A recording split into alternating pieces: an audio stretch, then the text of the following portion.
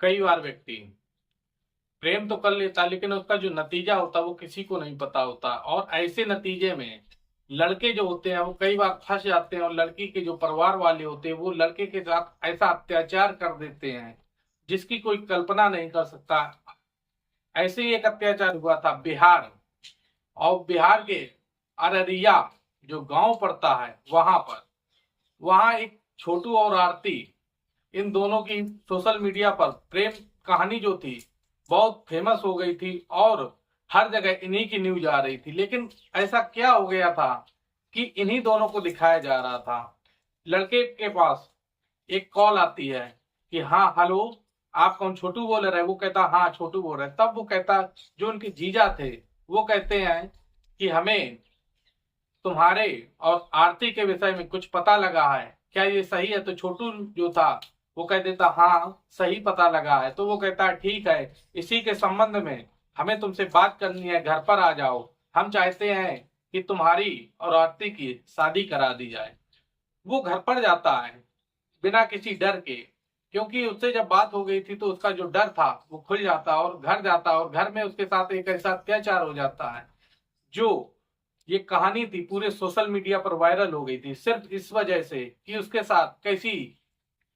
निर्मम हत्या कर दी जाती है, और हत्या के साथ साथ कैसे कैसे व्यक्ति जो लोग डरे हैं, पहले आश्वासन दिया और आश्वासन देने के बाद उसके साथ इतनी बेरहमी से उसकी पिटाई कर देते हैं जिससे किसी को समझ में नहीं आ रहा था कि किया जाए तो क्या किया जाए। नमस्कार,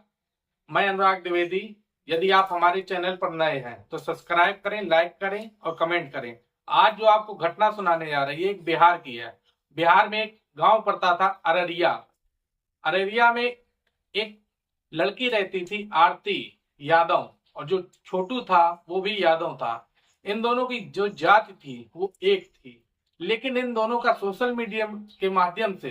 प्रेम हो जाता, और प्रेम ऐसा बढ़ जाता है कि ये दोनों कहीं ना कहीं शादी की बात कर लेते हैं कि हमें अब शादी करना है तो तुम ही से करना है। ये जब चर्चा का विषय बन जाता है तो जो आरती के घर वाले थे उनको पता लग जाता, तो वो कहीं ना कहीं सबसे पहले जो प्रधानता दी जाती थी वो जीजा को दे दी जाती है कि इन दोनों की बात हो रही है तो क्या किया जाए, शादी कराई जाए या क्या हो सकता है। तो उन दोनों की आपस में सलाह बनती है, और सलाह बनने के बाद वो एक प्लान बनाते हैं, और उसके तहत फिर छोटू को फोन करते और बुलाते हैं, जिसमें आरती जो थी वो भी कह देती है हाँ ठीक है आ जाओ, कहीं ना कहीं बात ही करना है। तो आरती भी यही बात कहती है, तो जैसे छोटू था वो निस्फिक्र हो जाता है और आरती के यहाँ चला जाता है। जब इससे जाता है तो उसके यहाँ देखा क्या जाता है कि जो जीजा उसके थे और जो उसके परिवार वाले थे वो छोटू के साथ ऐसा दुर्व्यवहार करने लगते जैसे आरती जो थी वो बेहद परेशान हो जाती है, और जब परेशान हो जाती है वो चिल्लाने लगती है।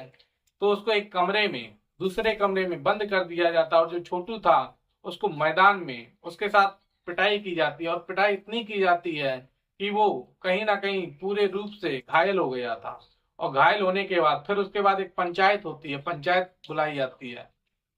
जब पंचायत होती है, पंचायत के बाद भी उसको मारा जाता है,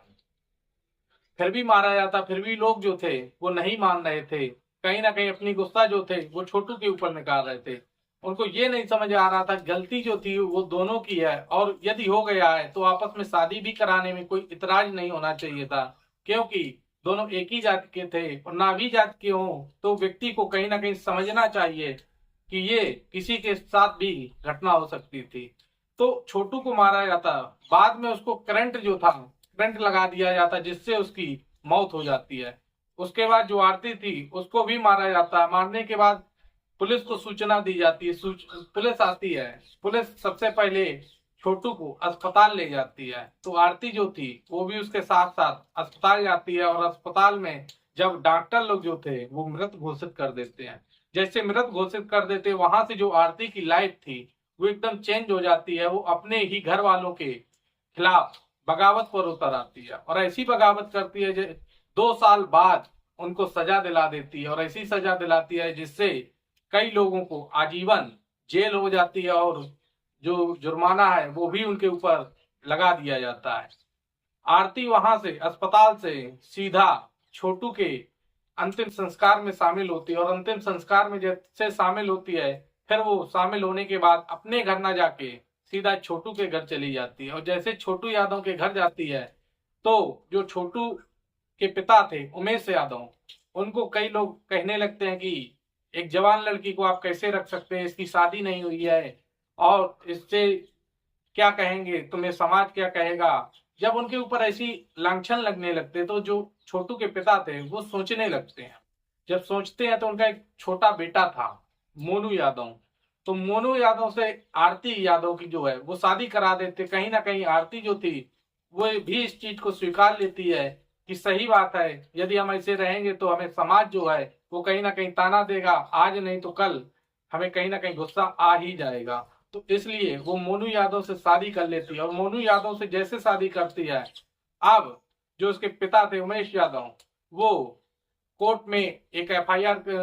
थाने में एफआईआर कराते, फिर वो मामला जो था वो कोर्ट जाता है और कोर्ट में चलता रहता है।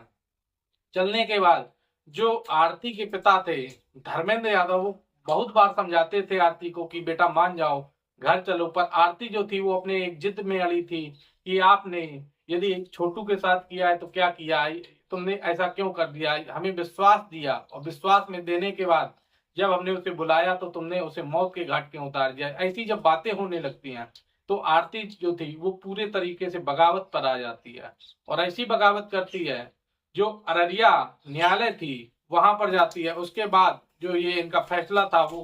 पटना कोर्ट में जाने के लिए बचता है। जब कोर्ट में मामला जाता है तो वहां पर जो जज थे रवि कुमार,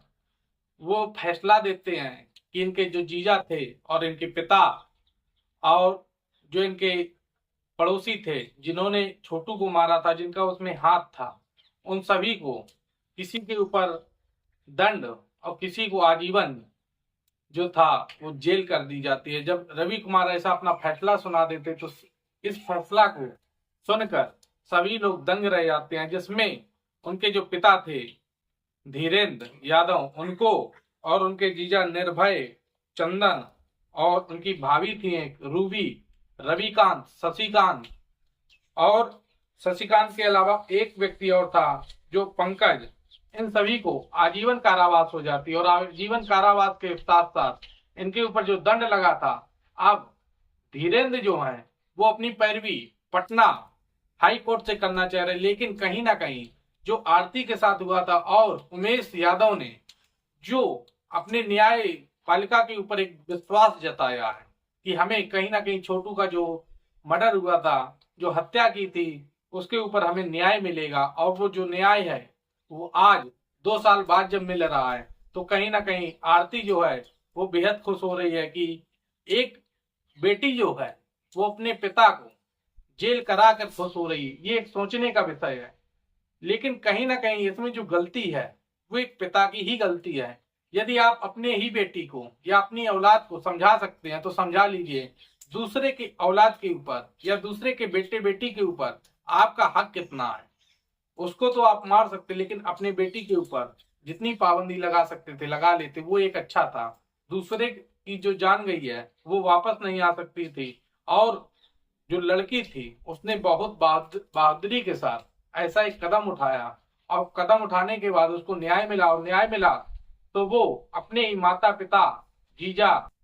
बहन सभी को उसने एक जेल का रास्ता दिखा दिया, जिससे उनके लिए तो एक दुखद है, और इन परिवार वालों के लिए और सभी के लिए कहीं ना कहीं कष्टदायी बन गया, जिससे इन सभी व्यक्तियों का जीवन जो है वो बर्बाद हो गया। इस कहानी सुनाने का उद्देश्य किसी को परेशान या किसी को कष्ट देने का नहीं है, सिर्फ ये है कि कई बार ऐसे फैसले हो जाते हैं गुस्सा में, आक्रोश में, कि आप कुछ भी कर सकते हैं, लेकिन जो उसका अंत होता है वो आपके लिए बहुत दुखदाई हो जाता है। जैसे इन लोगों के साथ हुआ है, इन्होंने अपने बाहुबल के चलते, अपने सक्षम होने के चलते कि वो व्यक्ति मेरे घर आया है तो उसके साथ इन्होंने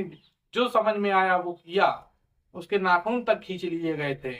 और मारा गया। मारने के बाद अब जो न्याय ने इन्हें फैसला दिया है, अब ये सोचने पर मजबूर हो गए, और जो इनकी जीवन है वो कहीं ना कहीं इनके साथ बर्बाद हो जाता है। अब सभी लोग जेल में रहेंगे, और जेल में रहने के बाद इनका जो जीवन है वो कहीं ना कहीं समाप्त हो जाता है। यदि आपको वीडियो अच्छा लगा हो तो लाइक करें, सब्सक्राइब करें और शेयर करें। धन्यवाद। जय हिंद, जय भारत।